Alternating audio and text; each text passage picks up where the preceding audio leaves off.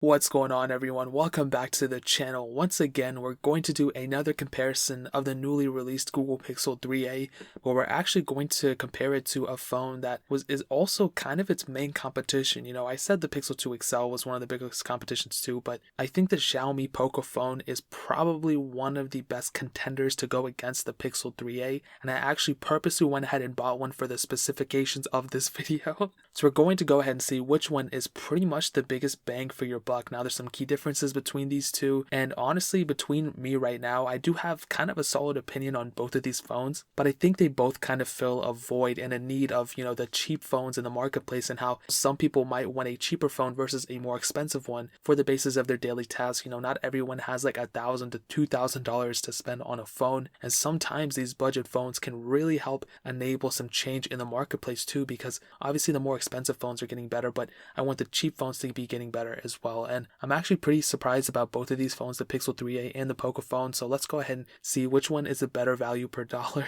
Now, the Google Pixel 3a, as you guys know, just got released literally like 2 days ago, but the PocoFone was released in August of 2018. Now, what's surprising about that is that when this phone was released, people were going crazy. I was thinking about buying one, but I didn't, and I kind of regret it. But the reason people were going crazy about the PocoFone was the price tag. At a time where phones were like $1,000, many thousands even at that, the PocoFone was released with a very cheap price point, and it didn't really like sacrifice in too many areas, which is awesome. Looking around both of these, the Pixel 3a has a 5.6-inch OLED display on the front. It is 1080p, whereas the PocoFone has a 6.1-inch IPS panel, and that one is also 1080p. Now, in my opinion, looking at both of these panels, I will probably give the edge to the Google Pixel 3a. I think that panel is just overall better. You can't really match an OLED display, especially against an IPS. You have an always-on display. You have many different things on an OLED display that an IPS panel just doesn't have. Now, the PocoFone does have a pretty good IPS panel at that, so that's really a good plus.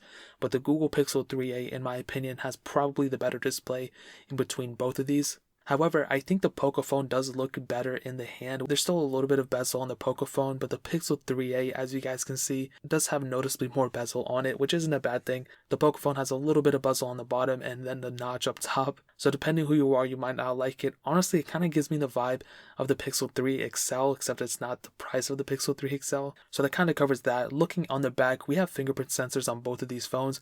I'll tell you right now, I think the PocoPhone's fingerprint sensor feels more premium. It definitely gives off the vibe that is a pretty decent phone in terms of just the way it feels. The Pixel 3a, not only just the fingerprint sensor, but just the overall phone itself feels noticeably cheaper than the PocoFone. I don't even think the PocoFone feels that premium in my opinion, but I do think it feels more premium than the Pixel 3a. You also have a dual camera setup on the PocoFone, where you only have a single camera setup on the Pixel 3a, so that's kind of interesting right there. People have strong opinions about the Pixel camera, but I'll go into that whole entire thing in a second. They both have headphone jacks, they both have USB Type-C as well, so there's some similarities between here in terms of just the way they kind of are presented, their budget phones and everything, but I do think in terms of the way they feel and everything, the PocoFone feels more premium than the Pixel 3a, just by a little bit, not by like moons or anything. They both feel kind of cheap, but I think the PocoFone takes the cake here. Now, moving on to the software side of things, I think this is probably where the Pixel 3a has the biggest advantage. Right now, the Pixel 3a is on Android Pie. It's going to get Android Q. The PocoFone right now is on Android Pie as well, and the main difference between here is that we're comparing stock Android to an Android version that has a huge skin on it. I personally am not a huge fan of MIUI, which is Xiaomi's own UI interface. I honestly don't like that interface a lot, and I like how I don't like TouchWiz back in the day, and I don't like Huawei's UI either. I think between all of them, I think stock Android is really, really good. My favorite software though is the OnePlus's Oxygen OS. I think that's amazing. Xiaomi's software, I mean, it's a pretty heavy skin. You're gonna obviously notice it. It's not like it's just subtle here and there. It's pretty noticeable, and I think in a way it kind of bogs the phone down in terms of performance. I'll get into that in a second, but in terms of the longevity of them, which one is going to outlast the other, I am almost 99% positive the Pixel 3a is going to outlast the PocoFone by a landslide probably. And the only reason maybe why I might think the Pixel 3a might not is not even in terms of stock software support, but in terms of just the development community behind it. Because when the Xiaomi PocoFone was released, there was so much craze about it, so many people went and bought it, that I feel like a bigger development community might be behind the PocoFone than the Pixel 3a. And I don't really get that sense behind the Pixel 3a. I feel like a lot of people are going to buy it, but there's just not that much of a craze for the Pixel 3a than there was with the PocoFone. But what I will say is that the Google Pixel 3a is a Google Pixel, so you're still going to have that huge development community behind it, so regardless, the Pixel 3a is going to outlast in terms of stock software support, but in terms of custom ROMs and everything, I don't know where they really stand. It's kind of like a 50-50 shot on both of them.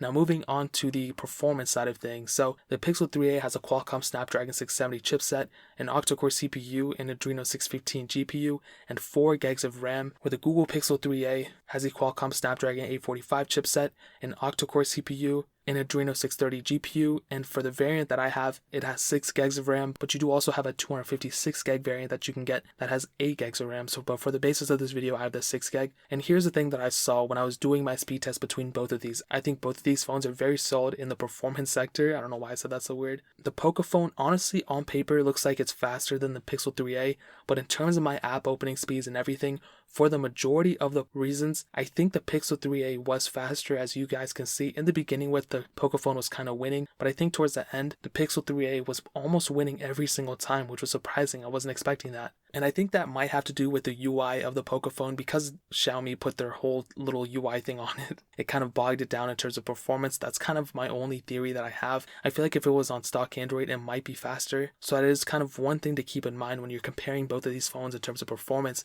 is finding out the root cause of why a specific phone might be slower, faster, whatever the case is. And I feel like with the Google Pixel 3a, it might be noticeably faster, but like I always say, it's not a crazy amount of difference. I don't really think, you're going to get one over the other, and because it's just that much faster. So that's kind of one thing to keep in mind. Whether you're using the PocoPhone or using the Pixel 3a, I honestly think they're much bigger improvements than like flagships that we had back in the day from like 2016, 2015. So it's pretty surprising we're seeing an improvement there. So I don't think there's one phone that really stands out to me in terms of performance, but I think the Pixel 3a might be the faster between both of these in my opinion. Now moving on to the camera side of things. So I honestly don't know how you guys are going to feel about this, but the Pixel 3a had a 12.2 megapixel camera, the PocoPhone had a 12 megapixel camera, and the second sensor on it is 5 megapixels, and this is what I'll tell you, okay? I honestly don't know why, but this is my opinion. It doesn't mean it's right or wrong. You might have a different opinion on it, but between both of these phones, I feel like the PocoPhone has the better camera to me in my eyesight and what I see. And the reason being is because I kind of favor colors that pop, and I feel like phones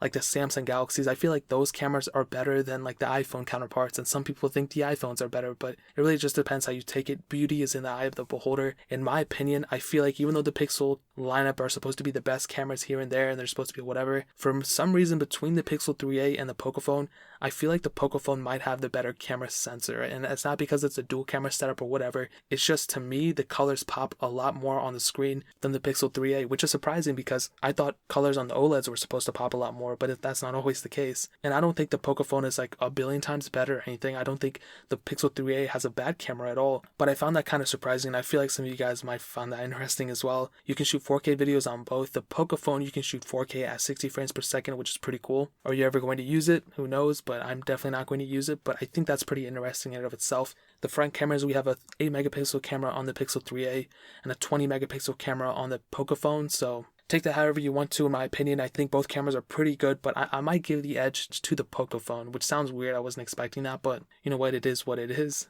Now moving on to the battery side of things, they both are pretty surprising. I'll definitely tell you the Pixel 3a has a 3000 mAh battery, the PocoPhone has a 4000 mAh battery, and here's the thing that's kind of interesting. They both have no wireless charging, which is horrible.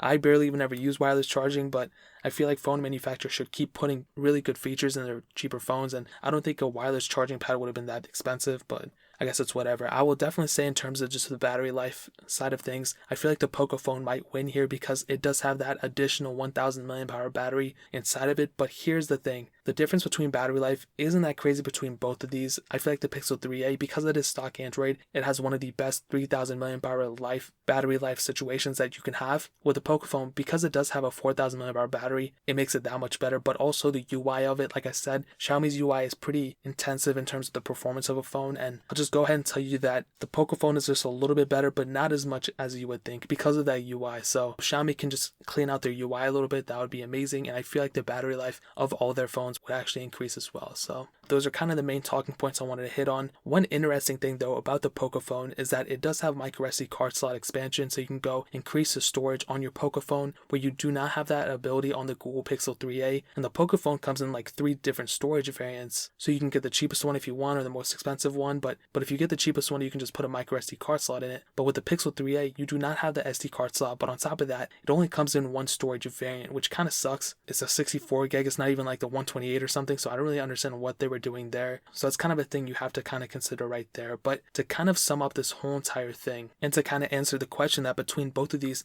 which one you should pick up, this is what I will tell you, okay? If it's between the cheapest model of both of these phones, I think the PocoPhone is a better value per dollar than the Google Pixel 3a, okay? You're getting micro SD card slot expansion, you're getting, in my opinion, a better camera, you're getting better battery life. The build quality is a little bit better, not by much, but it is a little bit, in my opinion. And it's $100 cheaper than the Pixel 3a on Amazon. So that's for the base model. Of course, you can get the 128 gig model for $309, which I would recommend more. It's only like $10 more. And I think the PocoPhone is the better deal, but I don't think the Pixel 3a is a bad deal either.